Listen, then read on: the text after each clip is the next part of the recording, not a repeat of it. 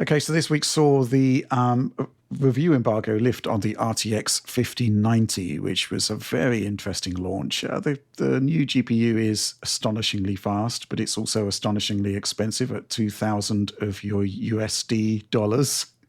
And we were typically seeing anything from like a 22% to a 38% increase over RTX 4090. And there's a number of things that are interesting about this. First of all, it's on the same process node as the 4090 effectively. So they weren't able to benefit from all of the advantages of a new process node. Clocks are actually slower than the 4090. Power consumption is very high indeed. There's a lot going on there, and not the kind of gains that people possibly were expecting after the stratospheric increases offered by the 4090. Now, I personally think that the stuff that 4090 was doing was, it's the exception, not the rule. Generally. And we're also coming off the back of Ampere, which again offered huge gen-on-gen gains. So possibly we've been spoiled there. But anyway, Alex, where do we want to start on here? Because there's a lot to talk about here with the 5090. Yeah, I mean, I feel like we should maybe talk first about what you were talking about. It's on the same process node.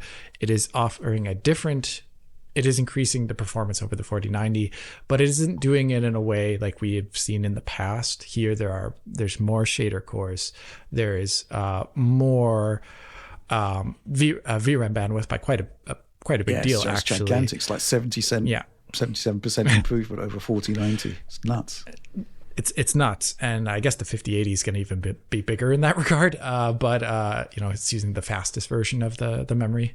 But here, when you look at the numbers in the game, you had some great across 17 titles, I believe it was, as well as I watched the Gamers Nexus review. They had a lot of titles as well too, and there's these ranges there, and sometimes it hits big. And sometimes it doesn't hit as big over the 4090. And when you go down to look at power draw at high resolution, for example, like 4K, and you look at how much performance you're getting for the power drawn over the 4090 in a similar situation, yes, you're getting more performance, but you are also spending a lot more power to get there. Yeah. And it's almost like 1-to-1 with the 4090 in that aspect. Mm-hmm.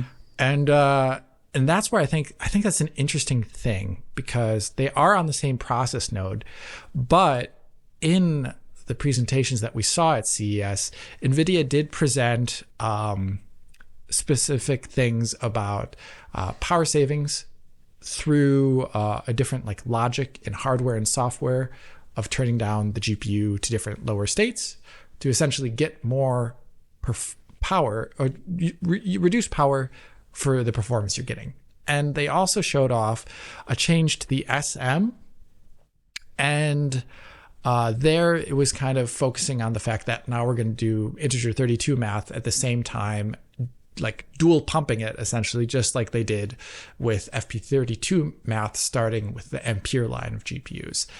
And if you look at the overall average there across all these titles, it really does paint the picture that these things that they talked about at CES, as of currently right now, are not leading to dramatic increases in efficiency, even on the same process node. And this is, it's different. I would have expected more almost, actually, as a result. And I feel like the efficiency isn't as great as I would love to have it been for the GPUs that we're getting right now. I really wish, even on the same process node, NVIDIA's done it in the past before, where they managed to eke out better power and performance versus the previous generation of GPUs on the same node. What was the most famous one, Rich? Was it Pascal? Maxwell was on the same node as Kepler, and obviously the GTX 970, 980, 980 Ti, those are like GPUs of legend. And they were running on the same node as Kepler, which was great for its time, but there were huge boosts there. I'm just wondering, there's an ongoing discussion about the how far we can take standard rasterization techniques. and to the extent as to whether they're going to actually produce these big performance bumps. I mean, there was actually a big question mark over how NVIDIA actually did it with Maxwell. I think in the end there was some sort of analysis which said they moved to some sort of variation of tile-based deferred rendering, similar to Power VR. And, that's kind of like a revelatory change in how you would process a 3D image, which, it's done. It's part of the architecture now. Where do you go from there? Maybe it's the case that there's only iterative improvements. Maybe it's the case that the games actually have to be developed to tap into those features. You don't get an automatic huge performance boost, so to speak. Yeah, right. I get what you're saying there, because there is a lot of improvements made. But at the same time, we are looking at scaling, which does kind of suggest, like a 4090 Ti or a 40 class Titan product, a step beyond, as opposed to like this generational leap through architectural improvements. It's just not seemingly happening. I mean, we may end up seeing that though down the line for other workloads. The whole neural rendering thing I think is fascinating. I think it is the future of rendering, and they did tout changes to Blackwell specifically that will aid that greatly when the time comes.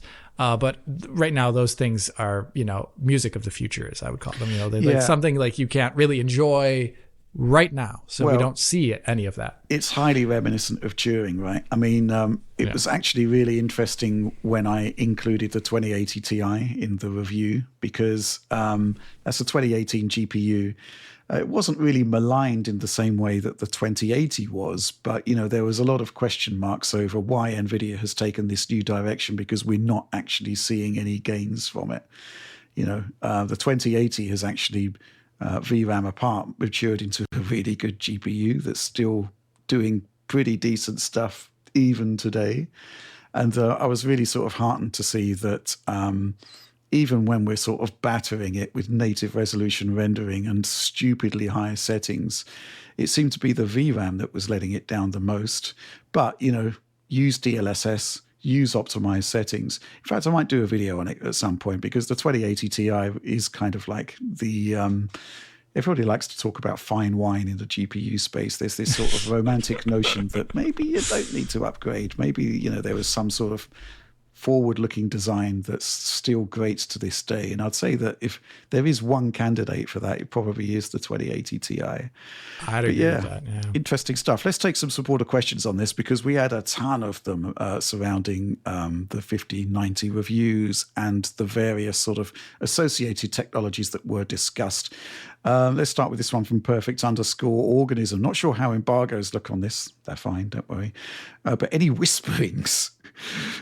any whispers on the underground grapevine, Alex, on how ultra performance targeting 4K looks on DLSS 4?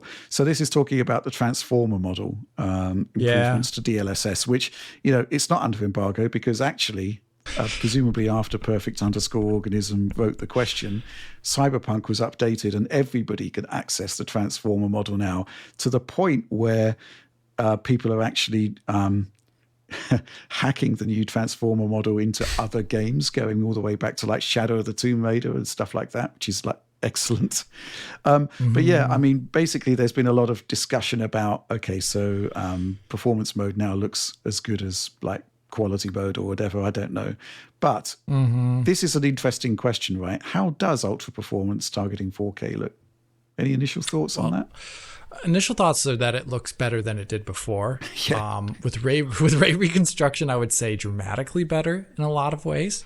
Now, ultra performance also is a good. So, like if you look at the differentiation in internal resolution, at least axis resolution, the difference between like the 66 to 67% axis res down to 50% there on the performance mode, that's, it's a good chunk.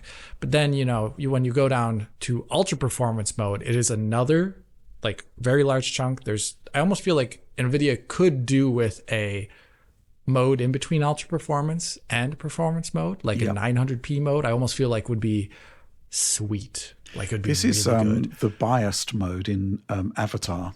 They actually indeed. took a look at what they considered, I don't know whether it was objectively or subjectively done.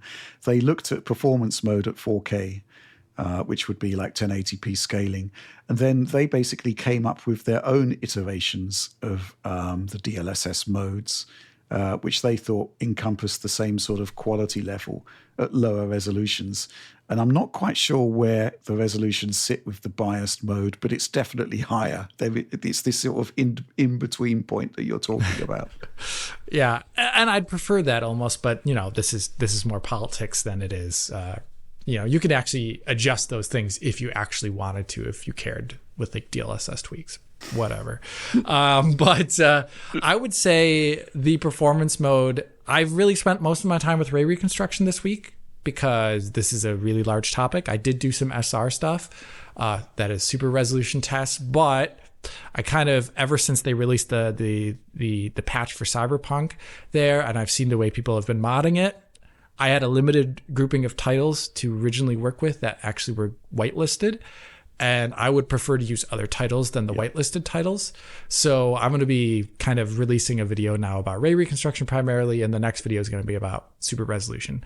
And but I would say it does look dramatically better, and it is bringing something like a performance mode up to something like, I would say, in between like a balanced and a quality mode. But for some aspects of the video, of the video quality there, like in regard to things that could potentially ghost, it is better than the previous quality mode or even DLAA in that aspect, because it is actually just doing it, like at its base better. Yeah. If there's no ghosting, it's better than ghosting, but at a higher res, right? So that's kind of how I see it right now. I need to get the lineups better to actually like say, and this is going to be per title, it could be different in one title versus the next. So, but the transformer model so far, and I've seen a lot of user impressions. Obviously, some of those are, people just loading up and doing ABs with their own eyes. But a lot of people have also appreciated that it is like a perfection of with the goals of DLSS. And my initial impressions are in agreement with that for a lot of things, I would say. Okay, cool. This question from Salman. Hello, DF crew. If you use your 1 week time machine, would you say the RTX 5090 is the GPU to get for a 4K 240 hertz life? I'll ask you that one, Oliver, except to say that, well, if you've got the fastest GPU that money can buy, then you probably... Yes, that's sort of like an actual answer to that one. What do you think about this? Yeah, I mean, certainly when we were looking at it at CES, it seemed quite a transformative technology. And yeah, most of the games that we saw at CES were demoed on 240 hertz displays, and they did all seem like they were hitting their performance targets quite effectively in a way that the 4090 could not really achieve. For me, I have a 170 hertz monitor, so the 4090 does a reasonable job with frame generation, especially of addressing that refresh rate. But in terms of my own actual 5090, I have not had time to experiment with it too much yet, in part because I'm working on Final Fantasy VII Rebirth PC, and I'm mostly testing with my 4090 there, because it seemed a little bit excessive to show people performance numbers with a card they can't even have yet. So mostly I've not been using it too much, but I mean, it's a beautiful card. The performance seems really, really solid, obviously, and I think it should do a really superb job of addressing not only 4K 240 hertz displays, but also like 1440p 480 hertz displays. I think some of those are floating out around there. I'd really kind of look at this as like the solution for ultra high refresh rates into the stratosphere. Blurbusters would approve, that kind of thing. Yeah, I mean, NVIDIA did allow us to play a series of games with DLSS 4 MFG, only 6 or actually less than that even, but it is kind of nuts to be seeing RT Overdrive running, in excess of 240 hertz at 4K. It's quite staggering to see, but there's a lot of pushback against what we're actually seeing as to whether this is a step forward or not. In actual fact, let's take a look at this question from SG33 in brackets Jake. Hi, Jake. Hi, Jake. Let's get that out of the way. You go. Hi, all. I think frame generation is an excellent technology, but the big flaw to me is that it only works as a multiplier, 2x, 3x, 4x, etc. I'd argue that most people aren't looking to double or treble their frame rate, but instead bring their frame rate up to match their refresh rate. So somebody using frame gen to get their 110 FPS game up to 144 FPS would have to go down to a lower native frame rate when using frame generation. It's a big flaw in the technology. What methods could be taken to use frame gen to simply match a user's refresh rate and essentially make VRR unnecessary? That is an extremely tricky question, right, Alex? Because the whole basis of frame generation is based on the idea of buffering a frame, right? So how would you deploy? You'd have to basically decide how many frames to deploy and when. I can only see that adding to latency. Exactly. So yeah. it's a buffering one. With interpolation, at least, interpolating the middle frame there, the only way to do it would be kind of a logic to say how many frames need to be buffered up and how many in between frames do we get to make sure we get to refresh rate. But you don't want to actually be at refresh rate. You want to be at, like, what is it, like 3% less than refresh rate, right? Due to reflex. Yeah. And in that case, I don't think that is tricky. It's doable, but it would be in the moments when frame rate, like, not all games run always at 110 FPS on a 144 hertz monitor, right? They have sections that run at like 70 FPS or 80 FPS. Not every game is like where they're checking like the frame time per scene and making sure it's almost relatively flat in every scene. A lot of games have very variable frame rate. And in that aspect, a combinatorial thing would actually be a whole system designed around keeping essentially resolution fluid and less so the amount of frames generated fluid. I would almost say, like, that's probably the most reasonable way to do it with an interpolation setup. The real way to do this would be combining interpolation with extrapolation. So you would have an understanding of how much the next frame is going to cost based upon some parameter, and then you would actually extrapolate a certain percentage of the frame to make sure that it keeps within the frame time budget. Then maybe interpolate up, like that's how you probably do it. I mean, potentially you could actually run the CPU part of the next frame, and then rather than send it to the GPU renderer, you send it to the neural network to come up with the next frame. But I'm sure that would have been trialed and tested by NVIDIA, and I'm sure that the not so much the latency, but the artifacts probably would have been extreme. It's a super tricky one for sure. And yes, I mean, it's interesting that they haven't just gone straight to 4x MFG. And the reason why is that, let's say, I mean, I've got 120 hertz 48-inch OLED, as you do, Alex, right? 4x MFG is going to be way, way, way, way, way too high. In fact, even 3x with the 5090.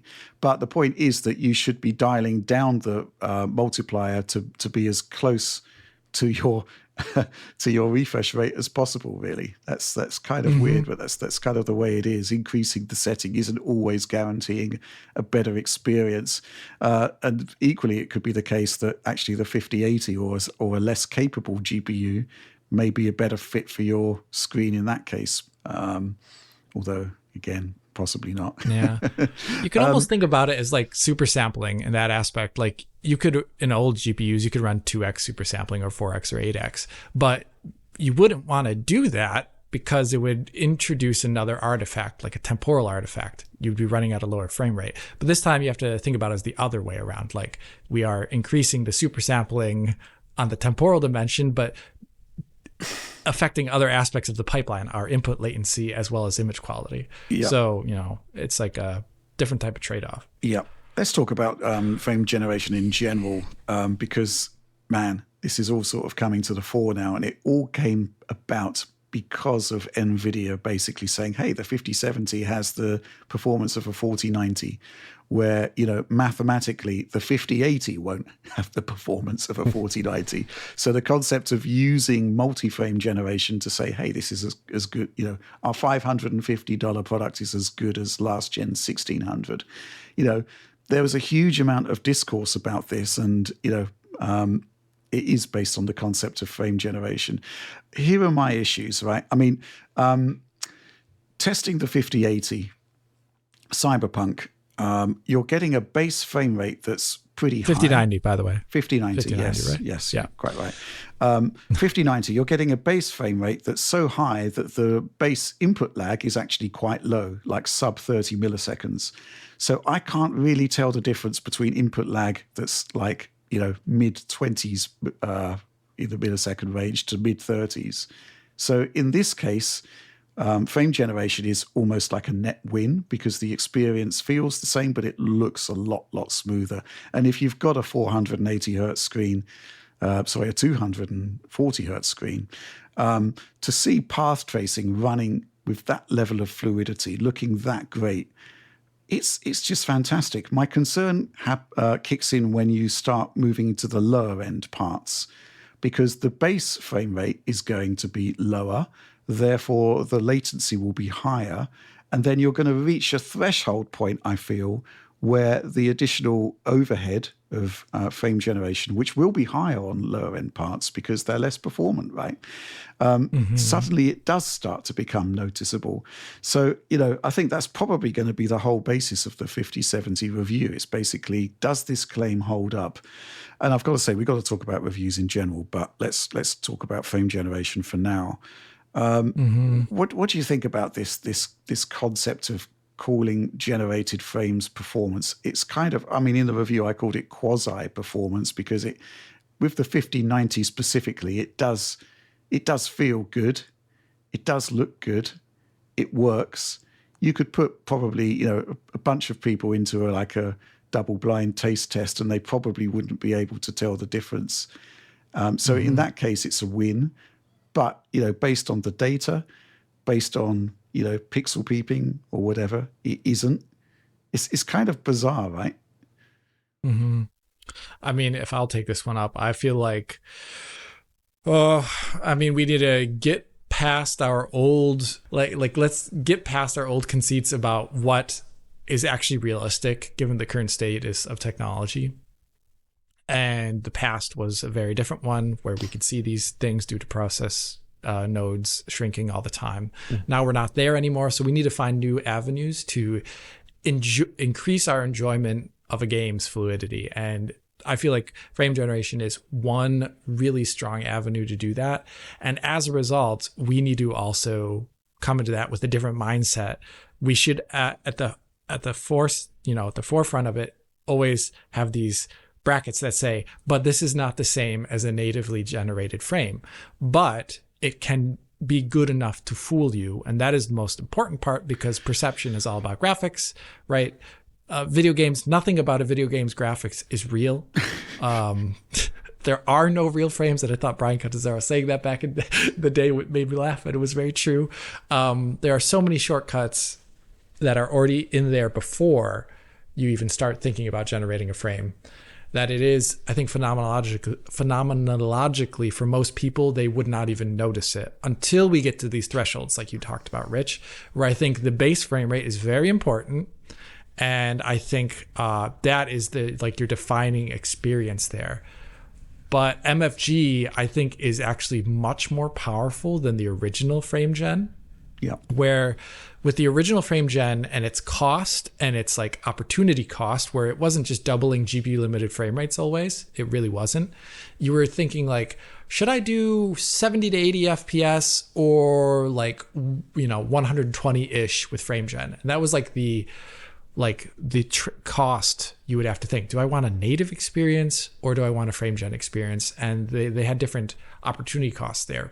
But with MFG, the multiplicative enhancer of the frame gen itself is outweighs, at least on the 5090, the native experience pretty much the entire time if you have a set that can handle it.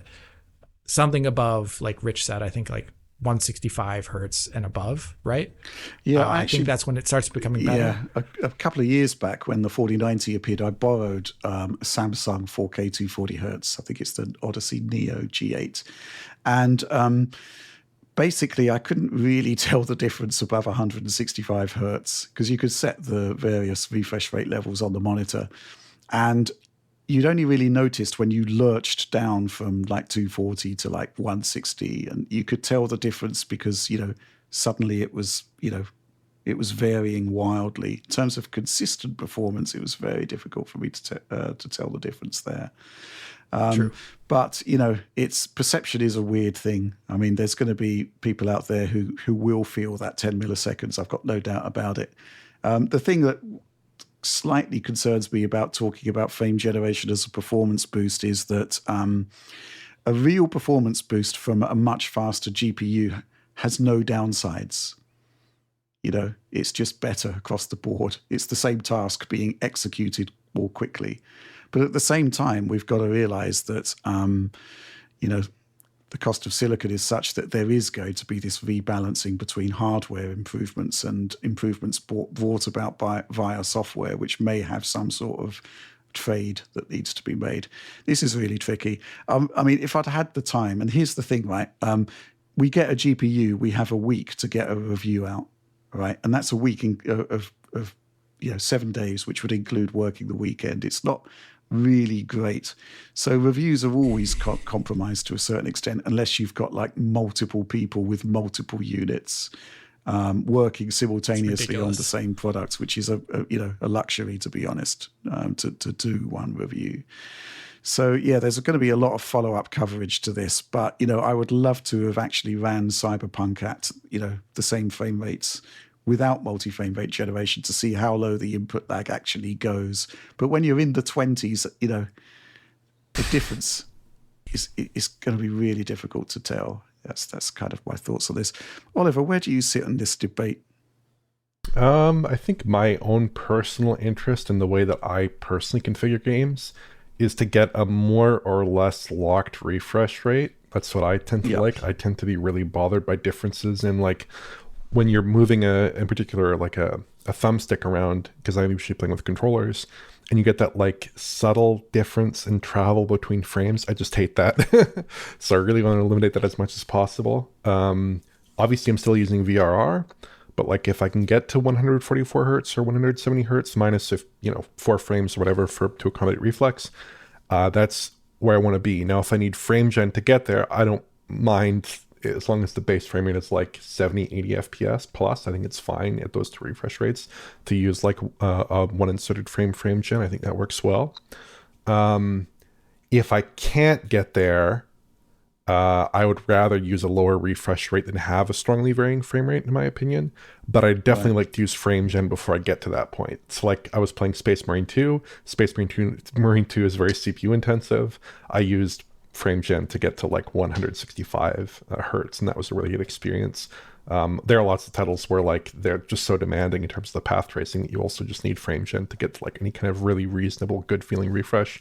In a title like Star Wars Outlaws, for instance, as well. So like that's typically where I land. The input latency, to me, I think people kind of conceptually need to understand, like going from 30 FPS to 60 FPS, 70 FPS, whatever, you're like halving the input latency. You should be roughly halving the input latency. And then from there onwards, you've got a pretty small pool of input latency relative to what you had before to deal with. So like it's not actually that big of a deal if you're at 80 FPS internally instead of like 120 FPS internally. Obviously it could get better. I'm sure it will get better in the future. I'd love to see like Reflex 2, for instance, working with frame generation at some point. But as far as that goes, I think like if you're in that 80 FPS range, 70 FPS range with most games, you should be okay. Maybe if you're a super Twitch competitive player playing Counter-Strike 2 or whatever on a keyboard and mouse, maybe that's not true, but also you shouldn't be using frame gen anyways for a lot of those Twitch games, right? Probably you shouldn't be. Yeah. Mm-hmm. Mm-hmm. Yeah. I want to talk about reviews in general now, because we're moving into the age where most people are using features like DLSS, for example, that are not typically covered in depth in reviews, certainly not in ours. They are in others to kind of show the performance increases However, we've got this really weird situation now where NVIDIA is so far ahead on features that it's almost like we're holding back what we're testing simply because we want to be able to provide an apples-to-apples comparison, and yet the real-world experience is something quite different. There was an interesting comment put forward by one of our supporters saying, well, surely if you're going to be comparing to prior NVIDIA cards, you should be using the new transformer model because, it's offering better quality, which would actually open up further gaps in sort of performance differentials because the transformer model runs best on Blackwell. It's really difficult because NVIDIA is basically saying, and I don't have any reason to doubt them, that between 80 to like 95% of users are using DLSS in any given game. This is like nutty statistics, and yet what's happening with AMD GPUs? We don't know because AMD hasn't released any numbers as far as I'm aware. Are they using FSR? How do we compare them anyway if the quality visual output is quite different? I'm going to do something a bit more experimental with the 5080 review, I think, because we've got the situation now where we can generate data on an almost industrial scale with our auto benchmarking system. And it is basically... I was actually speaking to a data scientist who is a supporter, and he looked over some of the numbers that we generated for the 5090 review, and he said I could produce an AI model that would give you the same data with 30% of the actual inputs. And if you think about hilarious. And if you think about it, you probably only need to benchmark like 30% of the games to get an idea of what the actual meaningful difference is in terms of base performance differentials there. So, with 5090, it's maybe I should be exploring some of this other stuff because I'm suspecting, based on the numbers brought up by the 5090, that it's probably going to be, as you put it, Alex, actually, in the NVIDIA Direct Special you did, that it's more like a super refresh, a super refresh, as opposed to a generational leap as we kind of come to know it. And maybe we should be looking more at the features to say, well, I've got this 5080 here. What am I going to do with it? Because what you're not going to do with it is run it at native resolution against the GPU you had in the past and say, oh, great, this is whatever % better. Let's crack on. It's not the way it works, really, is it? Where do you stand on this whole reviewing stuff?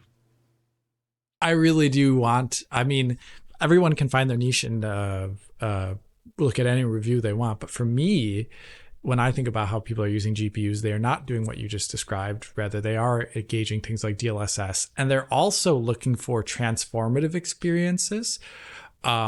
So when people do like the generational divide upgrade, like I had a, you see people saying like I had a 2080 and I got a 4080 or something like that. They're getting the GPU advantage there, obvious, which is going to be obvious, but it's also unlocking the ability to let them play a title that uses the full ray tracing feature set or even more, right? And that is the kind of thing that I think is maybe more interesting, seeing like what kind of new experiences can be unlocked with that and what kind of new little tricks you can do as a result of that GPU power upgrade. For example, like with MFG, can you now do something that you really possibly couldn't have done on a GPU that is more potentially a real upgrade path, like a 3080 or something like that? Mm-hmm. It's like these like actual real user case upgrade paths as well as real user case experiences, and then see whether or not people actually find that convincing, because the bar charts, they give you an idea on like a theoretical level about what's happening in the GPU maybe, but they don't speak much to user experience anymore. So we have to somehow accommodate that differently in the future. Mm-hmm.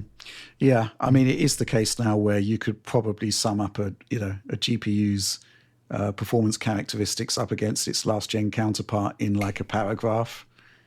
Really? Yeah. Yeah. And it's like, is this compelling content to tell you the same thing for the next 25 minutes? And the answer is probably no. In the case of the 5090, it is a performance play. It is the fastest GPU money can buy. But even then, we're getting a lot of really interesting questions from supporters saying, yeah, but what if? And then, it's stuff that you kind of would have had time to test if we'd had more than 6 days to review it, including weekends. Yeah. Any thoughts, Oliver? Yeah, I mean, I watched a number of reviews while I was working earlier today. I watched a number of reviews on the 5090, and I skipped over the performance figures in every single one because that was the least interesting part of the video to me. And like, I saw a lot of reviews out there with a lot of emphasis on the performance numbers. In some of the reviews, it was like 80 or 90% just bar chart after bar chart after bar chart. I don't really think that informs you much about the card. I'm much more interested in like the software that surrounds the card. Obviously now we have MFG. Is MFG subjectively an experience that's similar to, ultra high refresh rate gaming in the reviewer's experience?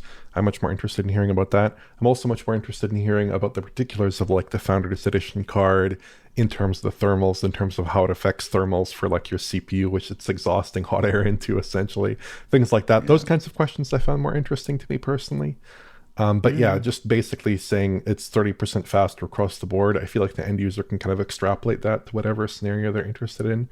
And as long as you see that across a range of content in a range of games with a range of utilization of techniques like ray tracing or DLSS, you can kind of get a good sense of that pretty quickly. So yeah, I mean, I think that like covering graphics cards now is much more about, I think Alex analogized it to a car where you have like this specific feature set in a specific world and universe of things you're living within, and you're kind of reviewing that as much as you're reviewing what's the performance increment on this card above the 7900 XTX, which is like not that interesting to me personally. It's much more about these transformative technologies.